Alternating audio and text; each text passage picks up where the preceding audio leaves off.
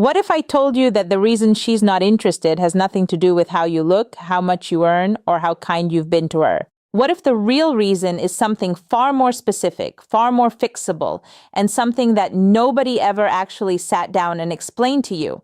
Because here's what I've watched happen over and over again. A man meets a woman he genuinely likes. She seems incredible, and he does everything he believes he's supposed to do. He's attentive. He's kind. He's available. He puts in real effort. And yet somehow, the more effort he shows, the more distance he feels growing between them. And he's standing there genuinely confused, wondering what he's doing wrong, because from where he's standing, he's doing everything right. And here's the thing. He probably is doing everything right. The problem isn't what he's doing. The problem is the sequence he's doing it in.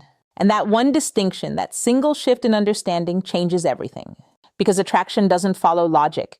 It doesn't reward effort the way a job does or a project does. It operates on a completely different set of rules. Emotional rules, psychological rules. Rules that most men were never taught and most women can't fully articulate even when they feel them. So today we're going to talk about 7 specific psychological triggers that actually create desire. And I want you to stay with me all the way through because the final one is the most powerful of all, and it's the one that almost nobody uses correctly. So let's get into it. But before we do, I want to say something that I genuinely mean. If you've been in that situation where you tried everything and it still didn't work, that was not your fault. Nobody taught you this. Not your parents, not your friends, not any school you ever attended.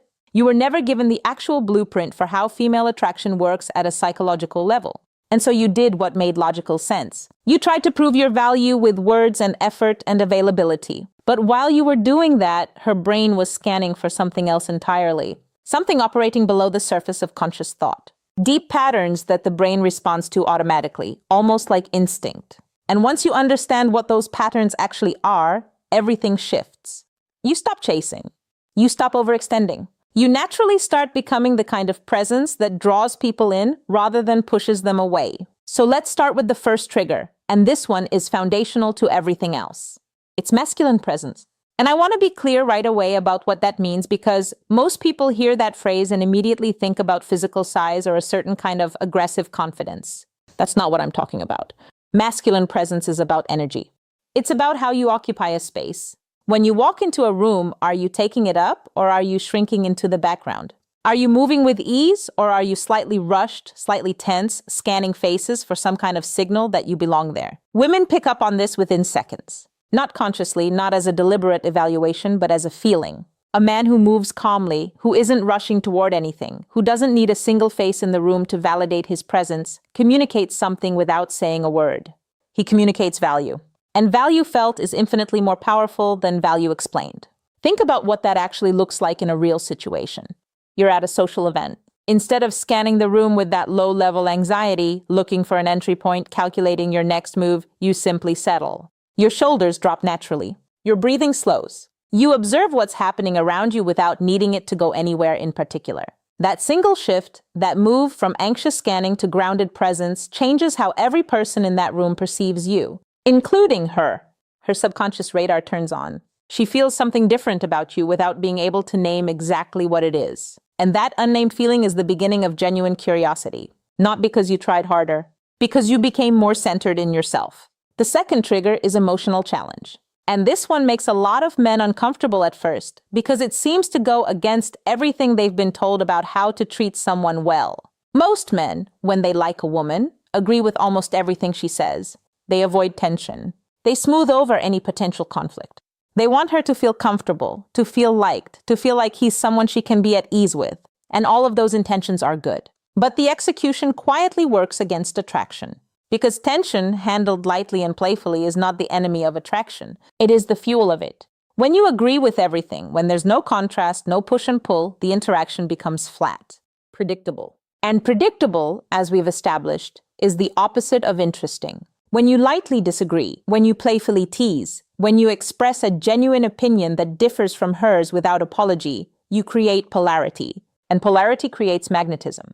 It shows her that you're not adjusting yourself to earn her approval, that you're engaged with her as an equal rather than performing for her as an audience. Something as simple as a playful smile and a light-hearted challenge when she says something you genuinely find amusing. That small moment of contrast creates more spark than 10 compliments ever could. Attraction needs friction. Not conflict, not rudeness, but genuine, confident self-expression. That's what makes an interaction feel alive. The third trigger is selective attention. And this is where a lot of men genuinely lose control of the dynamic without realizing it's happening. When a man likes a woman, his natural instinct is to show it through availability, instant replies, canceling other things to make time for her, being consistently completely present whenever she reaches out. And from his perspective, this is how you show someone they matter. But from the perspective of attraction psychology, this pattern sends a very specific signal. A man who is always available, who drops everything the moment she appears, who has no competing priorities or demands on his time, reads as someone with no options. And a man with no options is a man with low value in the language that attraction speaks. This is not about playing games. It's not about pretending to be busy when you're not. It's about genuinely having a full life that doesn't revolve around any one person. Having your own goals, your own friendships, your own passions and direction. When your time is genuinely valuable because you're genuinely living, she has to earn a place in it rather than simply occupying all of it by default. And that creates curiosity. She finds herself thinking about you not because you engineered it, but because you're not constantly available for her to take for granted. Scarcity creates interest. Not manufactured scarcity, but the natural scarcity of a man who has a real life. The fourth trigger is intentional listening. And I want to distinguish this from regular listening because there's a significant difference. Regular listening is hearing what someone says and responding to it. Intentional listening is absorbing what someone says, holding on to the details, and bringing them back in a way that makes the person feel genuinely seen. When she mentions something casually in passing, something small that she might not even remember saying, and you bring it back later in a specific personal way, the effect is immediate and powerful. It says, without saying anything directly, that what she says matters enough for you to actually carry it with you.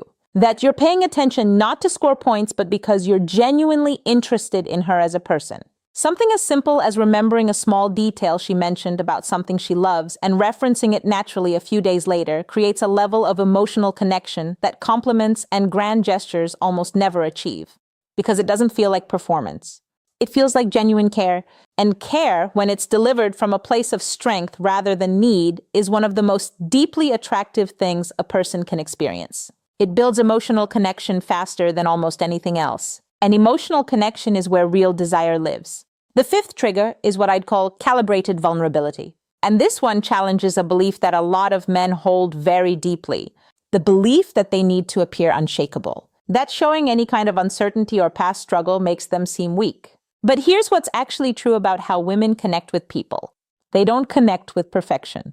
Perfection is distant. Perfection is hard to relate to and even harder to trust. What creates real connection is honesty. Real, specific, grounded honesty about who you actually are, including the parts that haven't been easy. When you share something genuine, a challenge you went through, a fear you've had to work with, a moment where things didn't go the way you planned, and you share it from a place of calm rather than victimhood, something opens between you.